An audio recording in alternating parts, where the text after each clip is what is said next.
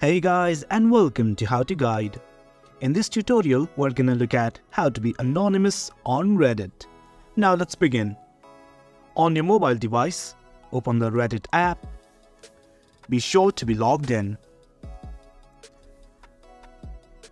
Now click on your avatar that is on the top right corner of your screen. Simply click on it. And at the end, you will find settings. Click on settings.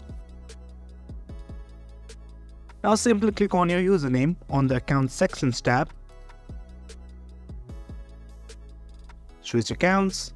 You can also change your password from here, update email address. We will look at it at a later video.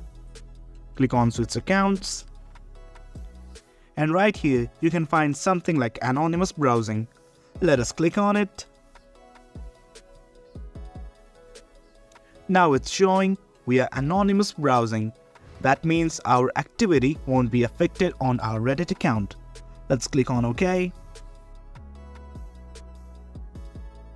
Well guys, this is it for the video, and that is how we turn on anonymous browsing on Reddit.